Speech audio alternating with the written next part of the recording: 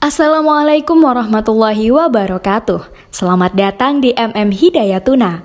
Mari mendengar Hidayatuna.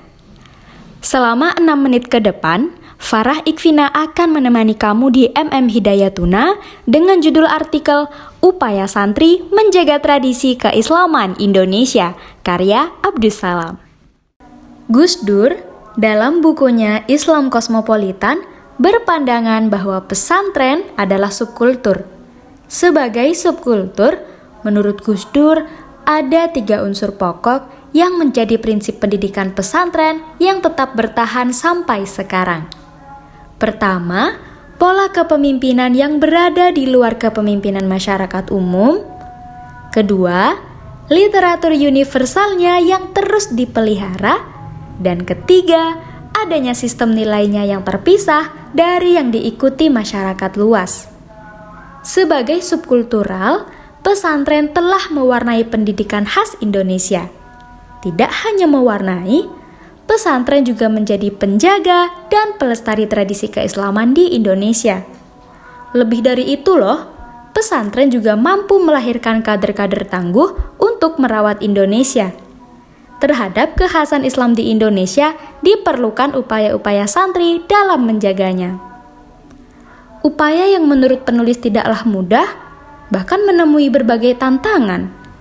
Kemampuan dan kecakapan santri dituntut agar mampu menjaga role model keberagamaan Islam Indonesia, agar tetap lestari budayanya, lestari nilai-nilai luhurnya, dan lestari segala apa yang dikandungnya. Zamakhsyari Dhofir dalam bukunya Tradisi Pesantren mengatakan bahwa tujuan pendidikan pesantren bukanlah untuk mengejar kepentingan duniawi, akan tetapi ditanamkan kepada para santri bahwa belajar adalah semata-mata kewajiban dan pengabdian kepada Tuhan. Artinya, kepada para santri ditekankan bahwa belajar adalah sebuah kewajiban dan sebagai bentuk pengabdian, kepasrahan, dan ketundukan kepada Allah Subhanahu wa Ta'ala. Prinsip dasar pengabdian, kepasrahan, dan ketundukan kepada Allah inilah yang menjadi pompa untuk santri selalu belajar. Belajar apa saja yang diajarkan selama di pondok pesantren, mulai dari keilmuan yang paling dasar sampai jenjang yang lebih tinggi. Melihat kondisi arus informasi yang cukup deras tak terbendung, orang dengan mudah mengakses berbagai pengetahuan keagamaan di media sosial. Entah dari mana rujukannya, yang terkadang tak tahu siapa gurunya.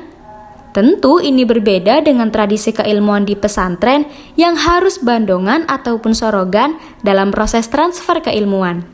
Sanatnya jelas, tidak hanya bermodal bah Google. Disinilah peran santri. Ketika di pesantren telah dibekali dengan berbagai perangkat pengetahuan, baik itu ilmu balaghah, mantek, fikih, tasawuf, dan lain-lain, harus mampu memberi warna baru baik itu di jagat media sosial maupun ketika pulang ke masyarakat untuk menjaga tradisi dan wajah keislaman Indonesia. Mampu berpikir kritis adalah lanjutan dari penguasaan perangkat keilmuan. Bagi santri, berpikir kritis mungkin sudah biasa, sebab di pesantren mereka telah dibekali dengan berbagai keilmuan untuk memecahkan sebuah persoalan. Salah satu yang membentuk pola kritis itu adalah adanya forum-forum musyawarah atau forum diskusi. Keberadaan forum-forum ini terus ditunjang dan dilestarikan. Salah satunya adalah kegiatan Bahthul Masail. Bahthul Masail ini bertujuan melatih para santri untuk menyikapi problem keumatan atau juga untuk menjawab problem kontemporer. Seperti bagaimana cara santri memecahkan isu hate speech, hoax, dan lain-lain. Budaya seperti Bahthul Masail ini terus dilestarikan dari waktu ke waktu untuk mencetak santri yang mampu memberikan solusi kepada umat. Tidak hanya memberi solusi, tetapi juga membawa perubahan dan angin segar terhadap keberlangsungan keberagamaan umat Islam di Indonesia. Mendengar kata agent of change, mata kita pasti akan tertuju kepada para mahasiswa. Padahal sematan tersebut juga bisa disematkan kepada para santri. Lah, kok bisa? Ya jelas bisa kalau pertanyaan cuma gitu. Buktinya, ya saya jawab banyak. Mari kita flashback sebentar. Ketika Indonesia awal-awal merdeka, laskar yang dikomandoi santri asal Cirebon, Kiai Abbas Buntet, mampu menumpas penjajah dengan segala kekuatan dan persenjataan yang ada.